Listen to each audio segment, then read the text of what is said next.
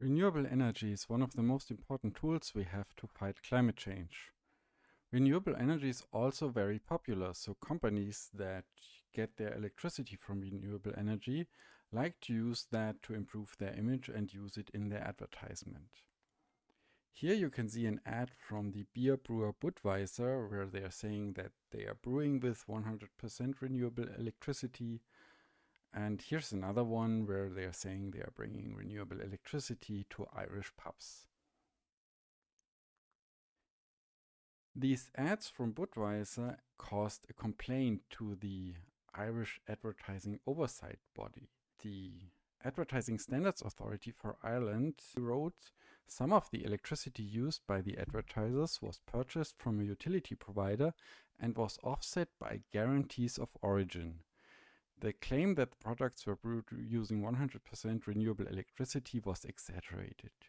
The oversight body saw a problem with these ads and they are mentioning something called guarantees of origin. What are these guarantees of origin and what's the problem with them? Imagine you're a customer at an electricity provider and they offer you either a standard electricity tariff or you could buy a green electricity tariff where they promise you that you get renewable electricity and you pay a little bit more. How does that even work? The electricity grid really doesn't care where your electricity comes from.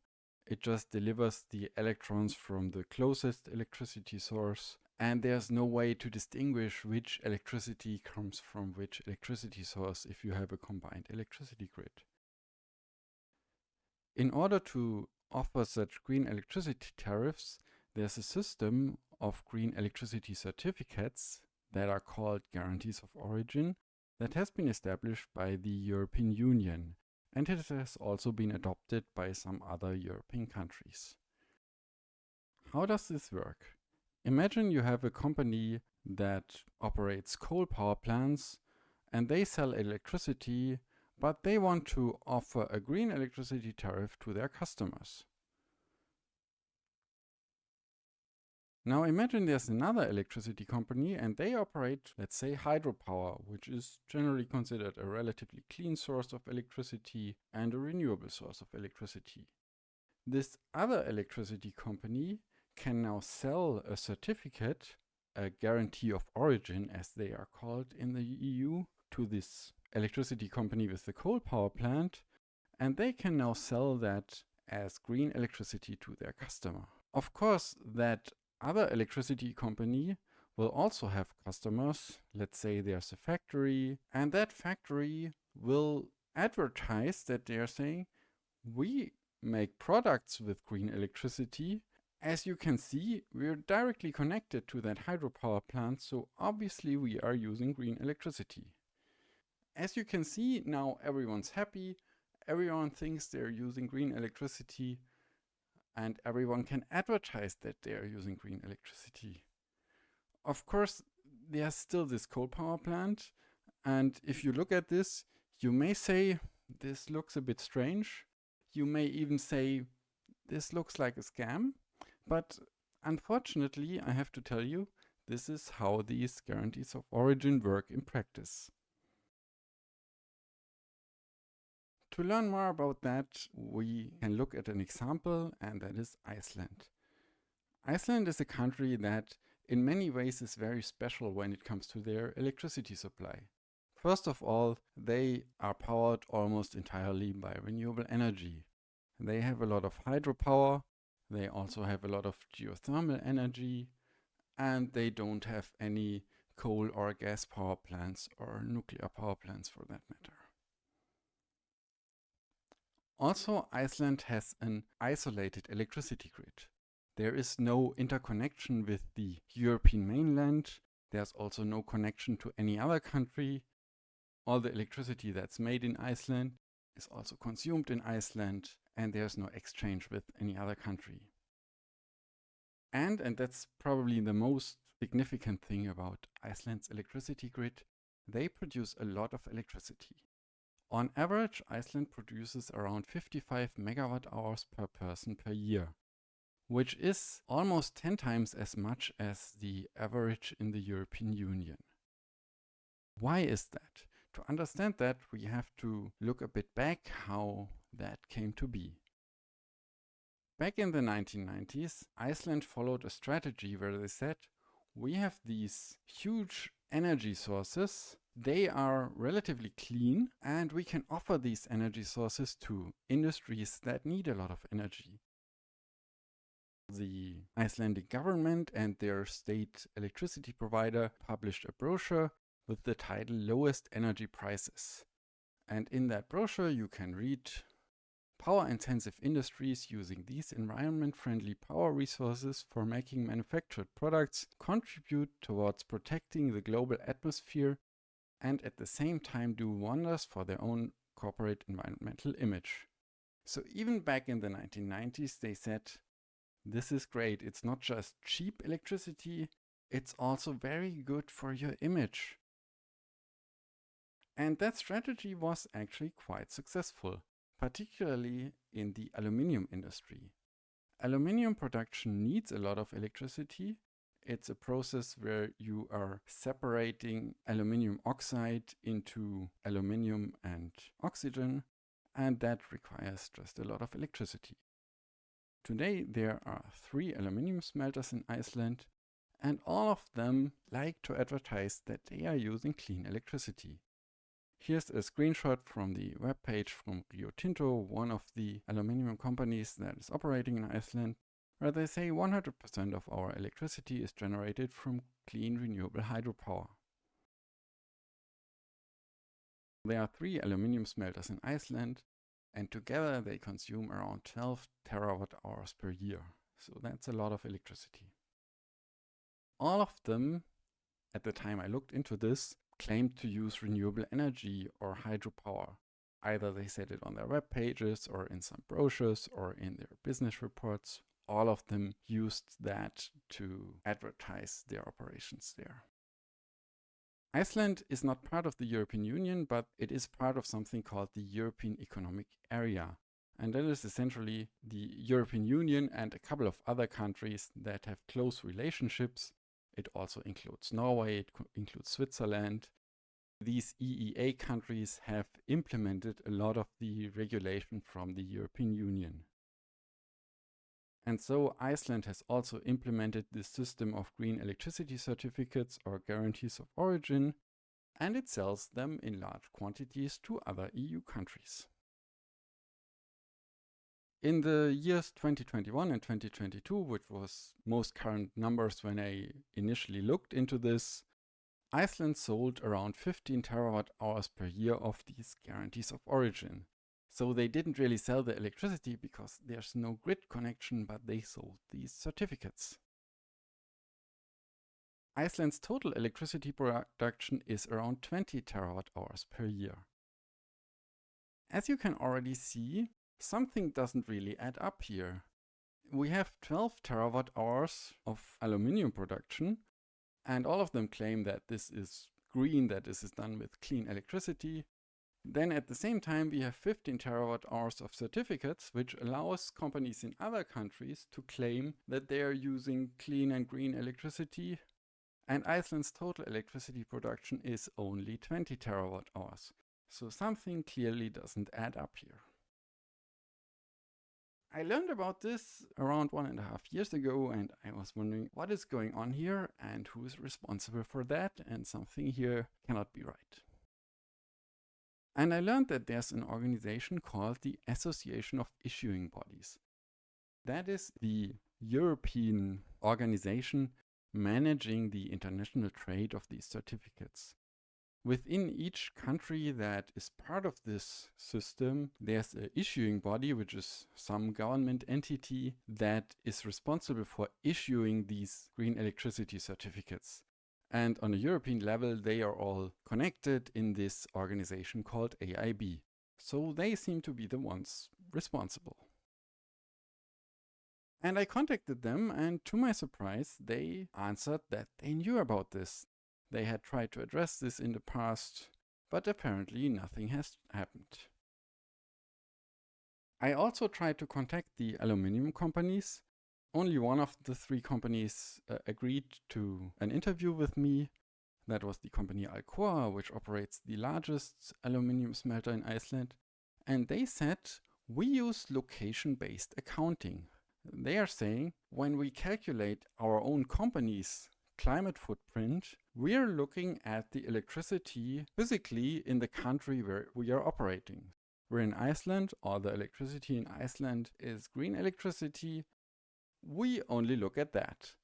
This location-based accounting is actually something that is part of the greenhouse gas protocol, which is a standard for companies to calculate their climate footprint, their emissions. The problem with that is that this greenhouse gas protocol essentially allows to use either this location-based accounting or use what is called a market-based accounting, which would consider these certificates.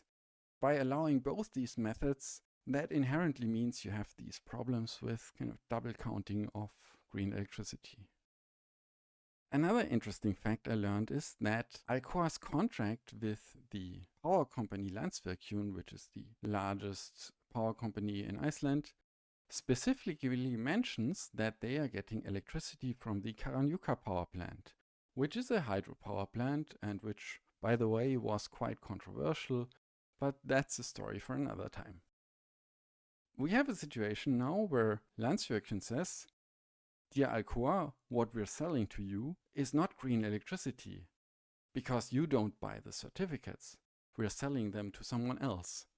At the same time, they have a contract that says you're getting electricity from a hydropower plant.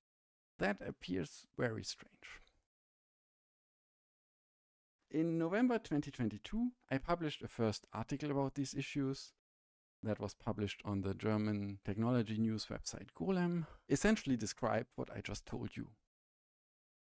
What I didn't know back then is that my article actually caused the AIB, this European Association of Issuing Bodies, to investigate this issue.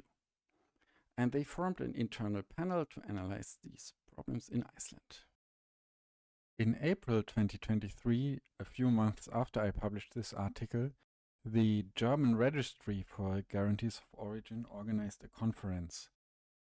As it wasn't very far from where I live, I thought I should go there and see if they discuss this issue of double counting of green electricity in any way.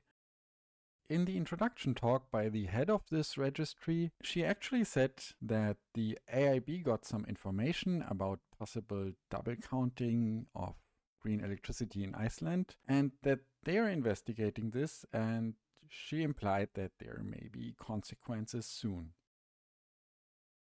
In response to that, a person from the electricity company Verbund, which is an Austrian electricity company that also operates a lot of hydropower, stood up and commented on that and said that they had provided information about very similar problems in Norway to the German registry for these guarantees of origin. This person was surprised that this now seems to have consequences in Iceland, but it didn't have any consequences in Norway. This legal opinion is now also publicly available thanks to a Freedom of Information request. If you want, you can read it. It's in German, but yeah, it's now public. Shortly after that conference, the AIB actually announced that they were suspending exports of guarantees of origin from Iceland. So it seemed they came to the conclusion that what is happening there is not okay. Something has to change, and they stopped the exports. Only much later, I got access to an internal report by the AIB where they justified this decision and what the problem with the situation in Iceland is. This report essentially came to the conclusion that Landsnet, which is the grid operator in Iceland and which is responsible for oversight of this certificate trade, that they are violating what is called the EECS rules. EECS rules are essentially the rules that these issuing bodies have agreed upon how to manage this trade of these guarantees of origin. As a reaction to this ban of exports, Landsvirkjun, which is the Icelandic power company, issued a press release, and that was a very remarkable press release. In that, they write, and I quote, essentially, It's a case of illegal, false, and misleading information in advertisements and other materials. What they are saying here is that these aluminium companies that are advertising their use of renewable energy, they are spreading illegal, false, and misleading information.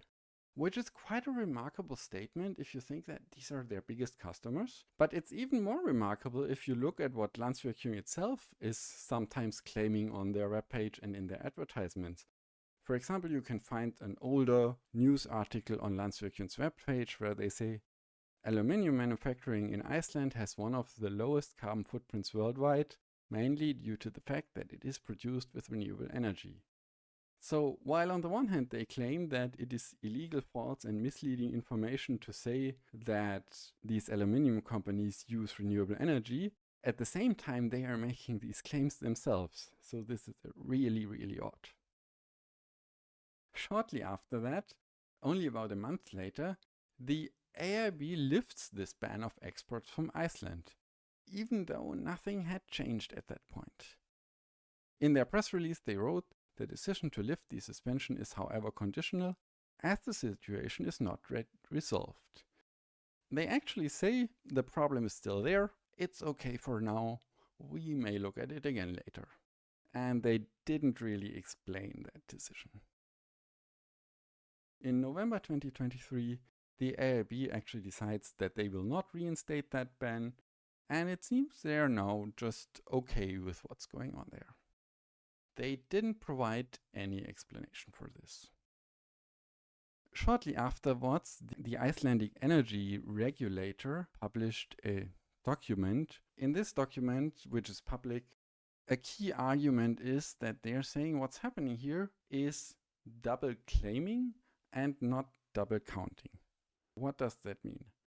What they're saying is that while these rules for guarantees of origin would forbid you to sell the same certificate to two people, you could not say, I have this hydropower plant, I'm selling a certificate to one person and another for the same electricity, and both can claim or believe that they are consuming renewable energy. But in this case, something different is happening. One company is not receiving these guarantees of origin, but is still claiming that they use renewable energy, and another company is receiving these certificates and is also claiming that they receive renewable energy. And that is what they call double claiming, and they say that is not forbidden by the rules, so that's okay. AIB hasn't really said anything about this, but it appears they followed that reasoning. At least that's what their decision seems to imply. This report also mentions that there's a law in Iceland that actually forbids claims by companies based on this location-based accounting, but it isn't really enforced, and it seems nobody is responsible for enforcing it. They also mention that ROE, which is one of the authorities that was involved in this analysis, has not received any information indicating that monitoring of information disclosure to end users is being carried out in other European countries. They are kind of implying here that similar problems may exist in other countries. And this is where we have to talk a bit more about Norway, which I already implied earlier. Like Iceland, Norway is not part of the European Union, but it is part of this European Economic Area. Very similar to Iceland, Norway also has a lot of renewable electricity. It's around 98%. They still have a few small fossil power plants, but most of it is hydropower and a little bit of wind. And also, very similar to Iceland, Norway has plenty of energy-intensive industries. They also have aluminium and other industries that use a lot of electricity. And like in Iceland, all these industries like to advertise that they use green electricity because that's very good for their image. However, unlike Iceland, Norway has actual grid connections with other EU countries. Sometimes Norway delivers electricity to Germany or also to the UK, which is of course no longer in the EU, but they have some grid connections with other European countries. By this time, I'm aware of at least 3 independent analyses that have confirmed that the very same type of double claiming is also happening in Norway. There was a study by an analysis firm called Oslo Economics, which was only published in Norwegian. I think it was not really internationally recognized in the discussion. Then there was this earlier legal opinion that I mentioned by the German law firm Becker Büttner Held. More recently, a German research institution called Forschungsstelle für Energiewirtschaft has also looked into this as part of a research project on guarantees of origin. They have published something on their webpage where they did essentially look at the most energy intensive companies in Norway and said, okay, all of them are advertising that they are using renewable electricity, and that all adds up to more than the electricity that is not covered by exported guarantees of origin in Norway. So it doesn't add up here as well. When we talk about Norway, we should also mention there's something very remarkable when you look at the exports and imports of guarantees of origin. This is a very skewed market. There's one country that is selling a lot of guarantees of origin, that's Norway, and there's one country that is buying a lot of guarantees of origin, and that's Germany. Everything else is pretty small in volume, which is also kind of a bit of an odd market. In essence, you think such a thing like a green electricity market would only make sense if you have a demand that is kind of balanced. This seems very weird. Regarding Norway, the Association of Issuing Bodies said multiple times, we're not assessing Norway regarding double counting. They said that as an answer to questions from me. They also said that publicly at conferences. They sometimes said that nobody has yet complained about Norway and that would have to be a market participant. Interestingly, I'm not aware if any market participant has complained about Iceland. From all I know, this investigation only happened due to my article, which is also what their report says. But for Norway, it seems they are waiting that some market participant, like an electricity company, will complain, and otherwise they won't even investigate this. So to summarize, double claiming of renewable electricity with guarantees of origin is happening, and it's very widespread. So there's more green electricity sold and claimed than what is actually produced. There are some even more fundamental issues with these green electricity certificates. One of them is often summarized under the term additionality. The idea here is that if you buy green electricity as a customer, you will probably assume that you're supporting the energy transition, that you're doing something good for the climate, that you're supporting to build more renewable energy. But is that really the case if you're buying certificates from power plants in Iceland and in Norway that in many cases they are many decades old and often have been built long before this system of certificates even existed? I talked to a researcher at the University of Edinburgh, Matthew Brander, who wrote a bunch of papers about this, and he has a webpage where he's collecting links and information about this, and I will put a link to that in the description. And he told me, at the moment there's no empirical evidence to show that the certificate market does drive new renewables. It seems the science says that this idea that by buying green electricity based on these certificates supports a build out of new renewables, that there's no evidence that this is actually happening. There are also some interesting issues how these guarantees of origin interact with other regulation, particularly within the EU. There's a lot of discussion about green hydrogen right now and how to show additionality of the electricity there, because there's a big concern that if we produce a lot of hydrogen with green electricity, that this will take away green electricity from other uses where it may be more beneficial. Within the regulation for green hydrogen in the EU, there actually are some additionality criteria. They cannot just use guarantees of origin. But these raise some questions. For example, one way to show that you have additionality for your electricity is if you're in a bidding zone, which in most cases is a country. Sometimes the country is split up in multiple bidding zones. That is like the area where within electricity is traded. If you're in a zone where 90% of the electricity comes from renewables, then you can automatically claim that when you make hydrogen there, that this uses additional renewable electricity. Which raises an interesting question. Could you go to Norway, produce green hydrogen, which then is automatically made from additional green electricity, and at the same time you're exporting guarantees of origin for that same electricity to Germany, and maybe make green hydrogen here as well?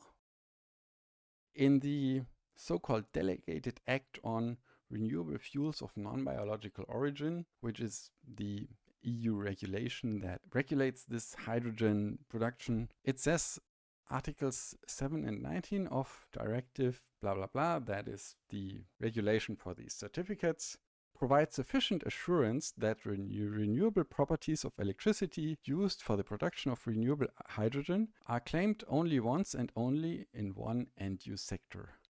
Which is odd because, as we just learned, this directive actually does not prevent that. As we can see in Iceland and in Norway, we have this double claiming problem. And in this regulation for green hydrogen, they are just referencing that regulation that doesn't work and say that solves all the problems we may have, so everything's fine. But why would green hydrogen be any different from aluminium? If it is allowed to double claim green electricity for aluminium production and for selling it to customers, why wouldn't it be allowed for green hydrogen? Finally, you may wonder what happened to green electricity certificates from Iceland. There was a ban. That ban was lifted shortly afterwards. And that is maybe the most infuriating thing about this whole story. In the years before, Iceland exported around 14-15 terawatt hours of guarantees of origin. In the past year, the year where all of this happened, where there was this investigation and where was this ban and where it was clearly shown that there's double claiming of renewable electricity happening, they actually increased their exports a lot. In 2023, they exported more than 20 terawatt hours of electricity in the form of these green electricity certificates. It appears, at least for now, nothing has really changed. This problem persists and nothing is being done to address it. Thanks for listening to this presentation. If you have any questions, you can leave them in the comment and I will try my best to answer them. I've also put a lot of links there. I've written a detailed article where I've also explained this. I hope you found this interesting.